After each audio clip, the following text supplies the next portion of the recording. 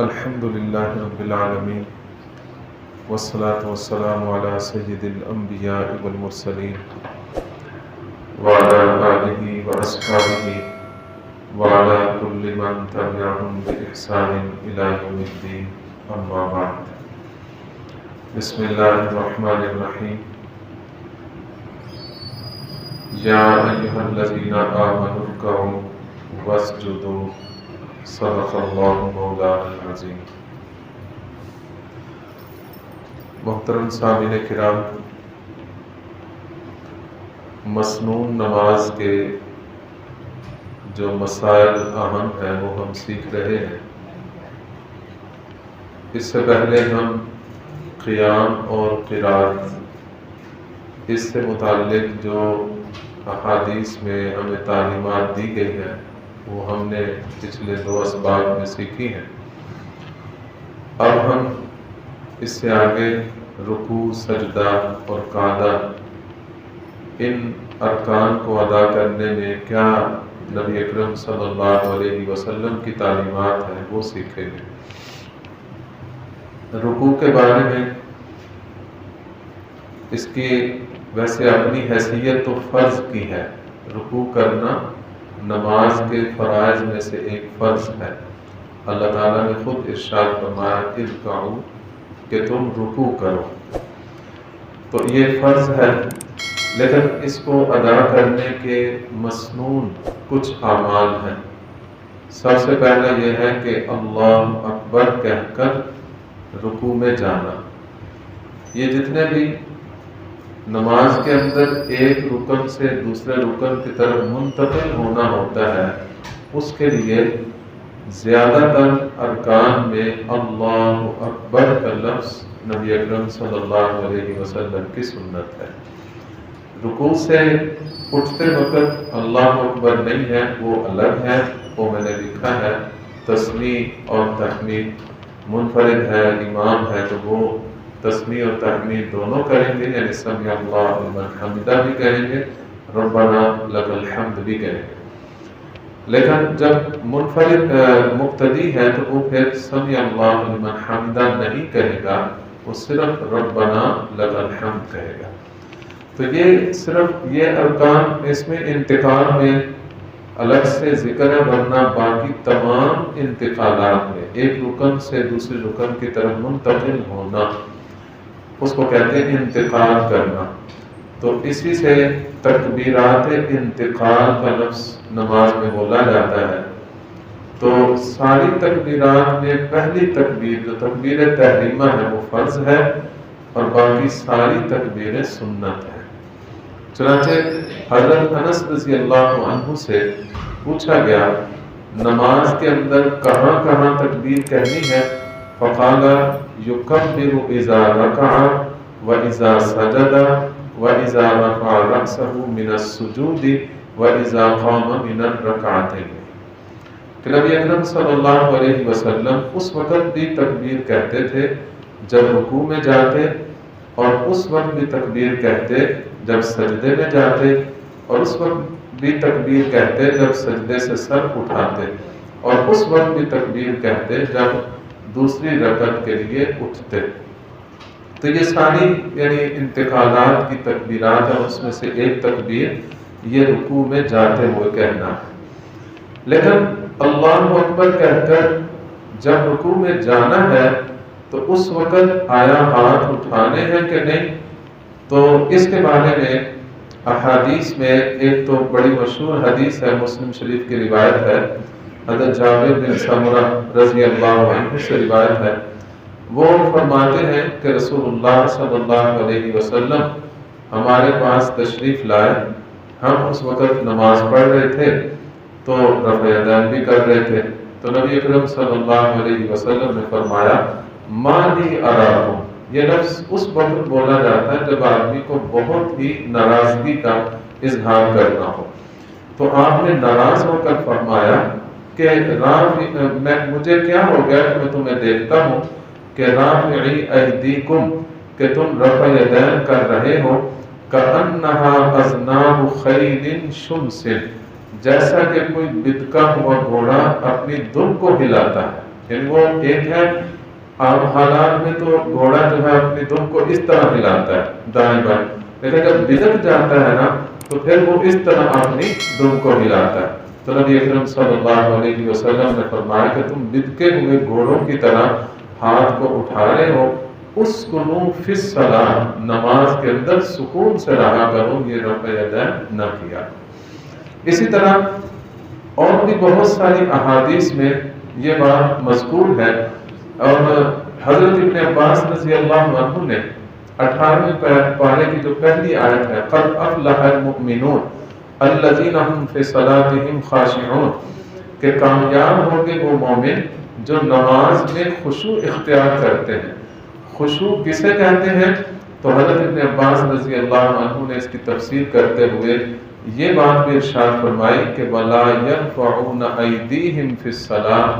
کہ نماز میں خشوع یہ ہے کہ آدمی نماز کے اندر رفع یدین نہ کرے. تو اس لیے نماز کے خشوع کے بھی خلاف ہے. نبی اکرم صلی اللہ علیہ وسلم کی ناراضگی بھی اس بات پر ہے، اس لیے رکوع میں جاتے وقت رفع یدین نہیں کرنا، صرف اللہ اکبر کہہ کر رکوع میں چلے جانا ہے. اور یہ اصل میں کئی روایات رفع یدین کی آتی بھی ہیں. تقریباً ہر حدیث کی کتاب میں یہ رکوع میں جاتے وقت، رکوع سے اٹھتے وقت، اور پھر تیسری رکعت سے اٹھتے وقت، بلکہ ایسی بھی روایات ہیں جس میں ہر تکبیر کے ساتھ رفع یدین ہے، اور سجدے میں جاتے وقت بھی، سجدے سے اٹھتے وقت بھی رفع یدین کا ذکر ہے. تو میں جیسے پہلے بھی عرض کر چکا ہوں کہ احادیث جب بہت زیادہ آپس میں متعارض ہوتی ہیں تو اللہ تعالیٰ کروڑہا رحمتیں نازل فرمائے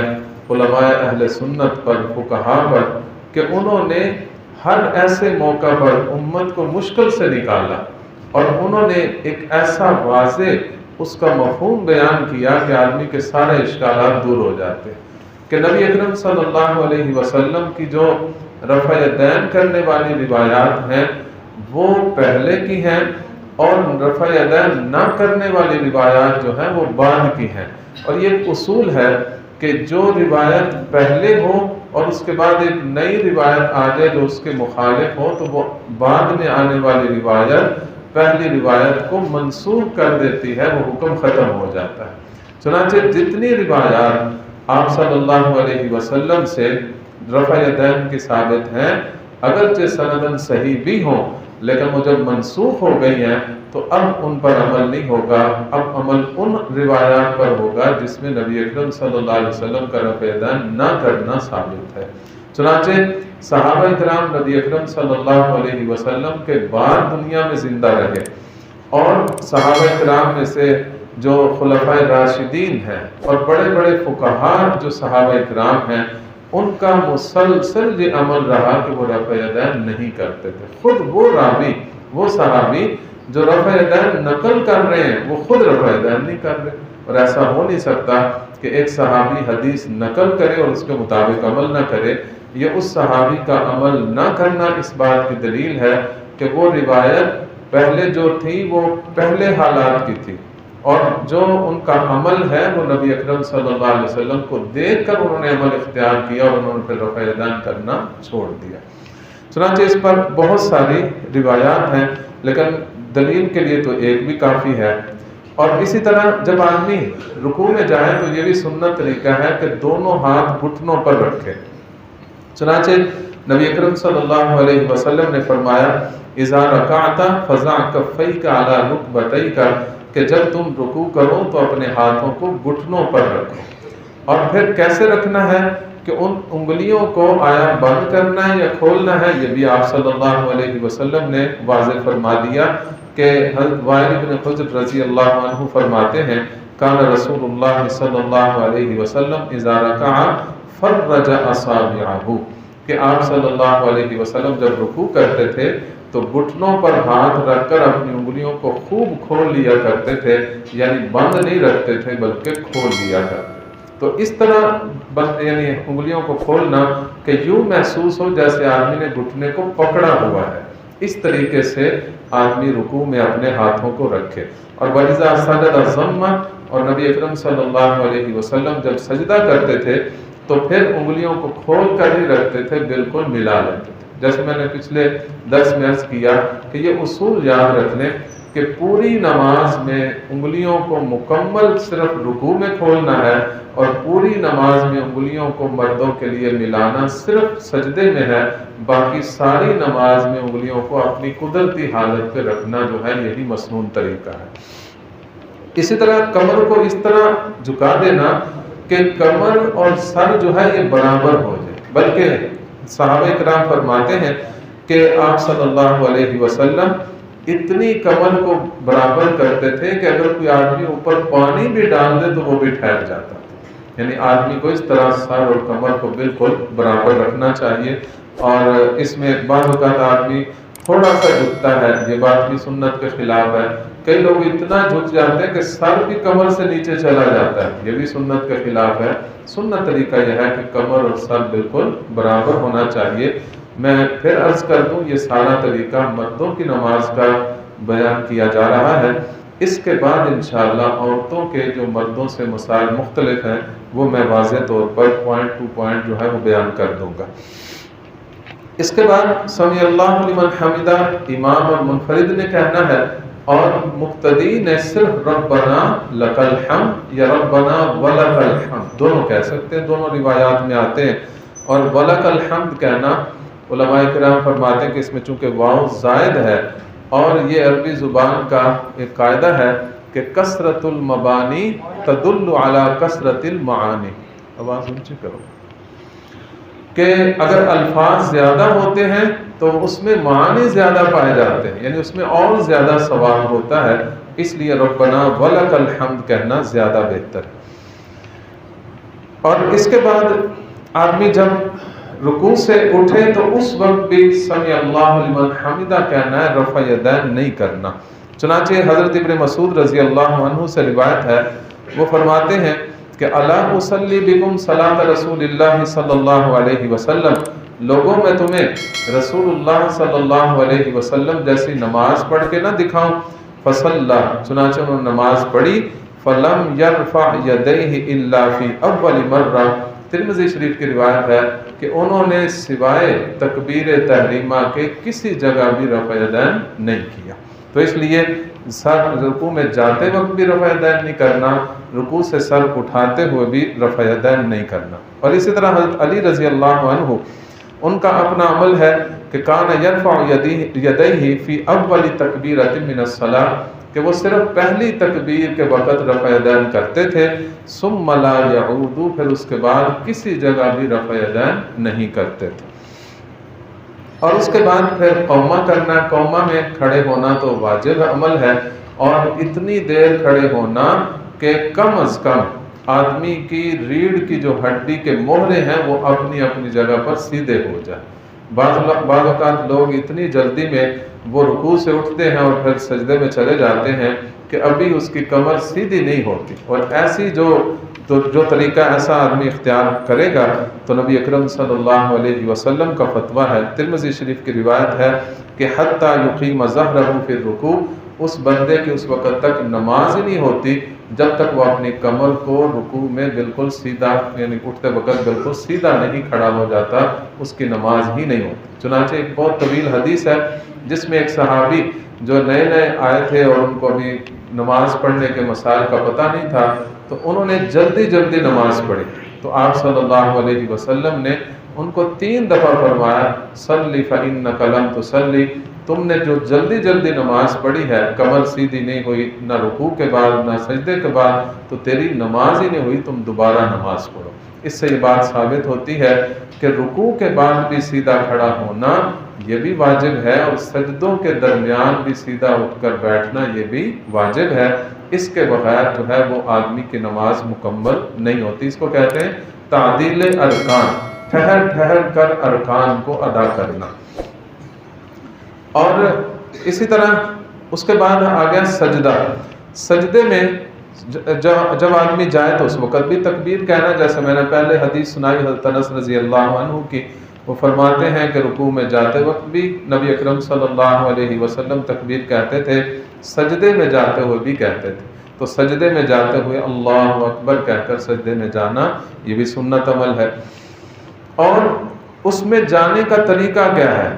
طریقہ یہ ہے کہ آدمی سب سے پہلے زمین پر اپنے گھٹنے رکھے، پھر اس کے بعد اپنے ہاتھ رکھے، پھر اس کے بعد اپنا ناک رکھے، پھر پیشانی رکھے۔ اور نبی اکرم صلی اللہ علیہ وسلم کا یہ فرمان حضرت وائل بن حجر رضی اللہ عنہ سے مروی ہے، ابو داؤد شریف کی روایت ہے، فرماتے ہیں رأیت رسول اللہ صلی اللہ علیہ وسلم اذا سجد وضع رکبتیہ قبل یدیہ، کہ آپ اپنے گھٹنے اپنے ہاتھوں سے پہلے رکھتے تھے، اور جب اٹھتے تھے وَإِذَا نَهَضَ رَفَعَ يَدَيْهِ قَبْلَ رُكْبَتَيْهِ، تو پہلے ہاتھ اٹھاتے تھے پھر اپنے گھٹنے اٹھاتے تھے۔ تو معلوم ہوا کہ سب سے پہلے گھٹنے رکھنے پھر ہاتھ رکھنے، اور اٹھتے وقت اس کا الٹ کرنا ہے، اس کا برعکس کرنا ہے، یعنی پہلے آدمی کو ہاتھ اٹھانے ہیں پھر اپنے گھٹنے اٹھانے۔ عام طور پر لوگ سستی کرتے ہیں کہ سجدے میں جاتے ہوئے سب سے پہلے اپنے ہاتھ رکھ دیتے ہیں، اور ایک حدیث میں تو ارشاد فرمایا کہ تم اونٹ کی طرح نہ سجدے میں بیٹھا کرو۔ اونٹ جیسے بیٹھتا ہے وہ کیسے بیٹھتا ہے؟ وہ سب سے پہلے اپنے اگلے جو ہے وہ پاؤں جو ہے وہ موڑ کر نیچے رکھتا ہے اور پھر پچھلے پاؤں رکھتا ہے۔ تو یہ اونٹ کا طریقہ ہے۔ طریقہ جو ہے وہ ایک مسنون طریقہ یہ ہے کہ پہلے گھٹنے رکھیں اس کے بعد اپنے ہاتھ رکھیں۔ اور آگے ناک اور سر میں جو میں نے ترتیب بتائی ہے یہ فقہائے کرام نے اسی سے کہ سب سے پہلے گھٹنے ہیں پھر ہاتھ ہے، ایک اصول نظر آیا کہ الاقرب فالاقرب، کہ زمین سے سب سے زیادہ جو قریب عضو ہے اسے پہلے رکھنا ہے اور پھر اس کے بعد جو قریب ہے اس کو رکھنا ہے۔ تو پہلے گھٹنا قریب ہے اس کو رکھیں گے، پھر اس کے بعد ہاتھ قریب ہے پھر اس کو رکھیں گے، پھر اس کے بعد ناک قریب ہے اس کو رکھیں گے، پھر اس کے بعد پیشانی قریب ہے پھر اس کو رکھیں گے، اور اٹھتے وقت اس کا برعکس کریں گے۔ تو یہ طریقہ مسنون طریقہ ہے۔ اور جب آدمی سجدہ کر کے جب سجدہ کرے گا تو کہاں سر رکھنا ہے اور ہاتھ کہاں رکھنے ہیں، یہ بھی نبی اکرم صلی اللہ علیہ وسلم کا طریقہ بیان کیا گیا کہ ان النبی صلی اللہ علیہ وسلم فلما سجد سجد بین کفیہ، کہ نبی اکرم صلی اللہ علیہ وسلم جب سجدہ کرتے تھے تو دونوں ہاتھوں کے درمیان سجدہ کرتے تھے، یعنی ہاتھوں کو وہیں رکھنا ہے جہاں آپ نے رفع یدین کرتے وقت ہاتھ رکھے۔ تو رفع یدین کرتے وقت کانوں کے برابر ہاتھ تھے، تو اسی طرح آپ کے سجدے کے اندر بھی آپ کے ہاتھوں کے درمیان سجدہ ہونا چاہیے، وہیں پر آپ کا سجدہ درمیان میں ہونا چاہیے۔ مسلم شریف کی روایت ہے جب آدمی سجدہ کرے تو یہ بھی تعلیم ہے کہ پیٹ اپنی رانوں سے جدا ہو اور بازو اپنے پہلوؤں سے جدا ہو، کوہنیاں زمین سے الگ ہیں۔ ان ساری چیزوں کو نبی اکرم صلی اللہ علیہ وسلم نے تعلیم دی ہے کہ آپ نے جب سجدہ کرتے تھے فرج بین یدیہ حتی یبدو بیاض ابطیہ، آپ اتنے ہاتھ کھول دیتے تھے کہ پیچھے بیٹھنے والے کو آپ کی بغل کا جو سفید حصہ ہے وہ بھی نظر آتا تھا۔ تو یعنی ایسے ملا کر سجدہ نہیں کرنا بلکہ ایسے کونیاں کھول کر سجدہ کرنا۔ اور حضرت میمونہ رضی اللہ عنہا بیان فرماتی ہیں کانا اذا سجد جافا حتی یرا من خلفہ وضح ابطیہ، مسلم شریف کی روایت ہے کہ نبی اکرم صلی اللہ علیہ وسلم جب سجدہ کرتے تھے تو آپ کے تمام اعضاء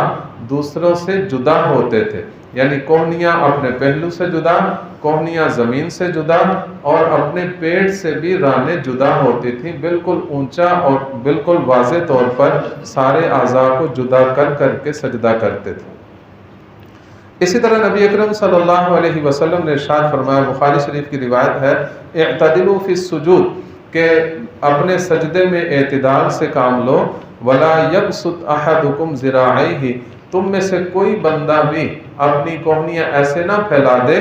انبساط القلب، جیسے کتا اپنی کوہنیوں کو پھیلا کر بیٹھتا ہے۔ تو سجدے میں آدمی اگر کوہنیاں نیچے زمین پر بچھا دے گا تو اس کا بھی یہ بچھانا کتے کے ساتھ مشابہ ہوگا، نبی اکرم صلی اللہ علیہ وسلم کی سنت کا وہ سجدہ نہیں ہوگا۔ تو اس لیے ہمیں اپنے سجدوں پہ غور کر کے اس سنت پر عمل کرنے کا اہتمام کرنا، اور پھر اس میں تسبیحات پڑھنا، اور سبحان ربی الاعلیٰ کم از کم 3 دفعہ سے کم نہیں پڑھ سکتے، یہ سب سے ادنا مقدار ہے۔ اس سے زیادہ پڑھنا چاہیں تو طاق عدد میں پڑھ سکتے ہیں، یعنی 5 دفعہ پڑھ لیں، 7 دفعہ پڑھ لیں اور 9 دفعہ پڑھ لیں، 11 دفعہ پڑھ لیں، لیکن جو کم از کم تعداد ہے وہ 3 دفعہ ہے۔ پھر سجدے سے جب اٹھنا ہے تو درمیان میں 2 سجدوں کے درمیان میں بیٹھنا تو ایک واجب عمل ہے اور نبی اکرم صلی اللہ علیہ وسلم کی سنت بھی ہے۔ اس میں بھی کم از کم اتنی دیر بیٹھنا کہ آدمی کی کمر بالکل سیدھی ہو جائے، پھر اس کے بعد سجدے میں جائے، ورنہ اگر جلدی جلدی سجدہ کرے گا تو حضور اقدس صلی اللہ علیہ وسلم نے فرمایا کہ تم نے اور تو چور دیکھے ہوں گے، نماز کا چور بھی کبھی دیکھا ہے؟ سب سے برا چور وہ ہے جو نماز کا چور ہے۔ صحابہ نے پوچھا یا رسول اللہ نماز میں کیسے چوری ہو سکتی ہے؟ آپ نے فرمایا جو بندہ اس طرح نماز پڑھے جس طرح کے مرغا دانہ چگتا ہے، کیسے بس سجدہ کیا اٹھا، پھر سجدہ کیا پھر اٹھا، نہ سجدے میں سکون ہے نہ اٹھنے میں سکون ہے، تو ایسا نماز پڑھنا یہ نماز نہیں ہے بلکہ نماز کی چوری ہے۔ تو اس لیے اہتمام سے تمام ارکان کو صحیح طریقے سے ادا کرنا۔ پھر جب سجدے سے اٹھنا ہو رکعت کی طرف تو اس میں نبی اکرم صلی اللہ علیہ وسلم کا یہ عمل ذکر کیا گیا ہے، بلکہ آپ کا حکم ہے، قال ابن عبد الملک نہا ان یعتمد الرجل علی یدیہ اذا نہض فی الصلاۃ۔ ابو داؤد شریف کی روایت ہے کہ نبی اکرم صلی اللہ علیہ وسلم نے اس بات سے منع کیا ہے کہ ایک آدمی جب اٹھے تو وہ اپنے ہاتھوں کا سہارا لے کر اٹھے، ہاتھوں کو زمین پر سہارا لگا کے نہ اٹھے بلکہ گھٹنوں پر ہاتھ رکھ کے سیدھا اٹھے۔ ہاں اگر بیمار ہے اور کمزور ہے، کوئی بیماری ہے، کوئی تکلیف ہے تو اس کے احکامات الگ ہیں، لیکن جب تک بندے کو صحت ہے وہ اٹھ سکتا ہے تو پھر زمین پہ ہاتھ لگا کر نہ اٹھے بلکہ اپنے گھٹنوں پہ ہاتھ رکھ کے سیدھا اٹھے۔ اور سجدہ جب دوسرے سجدے کے بعد قعدہ نہ ہو بلکہ آگے کوئی رکعت ہے، جیسے تیسری رکعت کے لیے اٹھنا یا دوسری رکعت کے لیے اٹھنا، تو اس وقت کئی لوگ جو ہے اس وقت بیٹھ جاتے ہیں۔ یہ بھی بیٹھنا ایک معذوری اور مرض والی حالت کے احکام میں سے ایک حکم ہے، ورنہ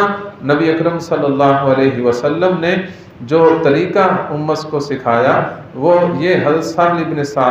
ابن سہل الساعدی رضی اللہ عنہ بیان فرماتے ہیں، حضور اقدس صلی اللہ علیہ وسلم کی نماز، اس میں فرماتے ہیں کہ فسجد ثم کبر فقام ولم یتورک، کہ نبی اکرم صلی اللہ علیہ وسلم نے سجدہ کیا، پھر اللہ اکبر کہہ کر جب اٹھے تو آپ نے زمین پر جلسہ استراحت، جسے جلسہ استراحت کہتے ہیں، آرام کرنے کے لیے بیٹھنا، وہ نہیں بیٹھے بلکہ اللہ اکبر کہہ کر سیدھے اوپر کھڑے ہو گئے۔ تو جب تک اللہ نے صحت دی ہے،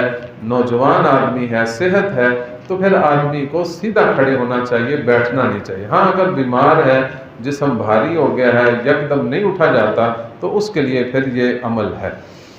اس کے بعد مزید قاعدہ ہے اور عورت کے مرد کی نماز سے مختلف جو احکامات ہیں وہ انشاءاللہ پھر کل کے سبق میں پڑھیں گے۔ اللہ تعالی ہم سب کو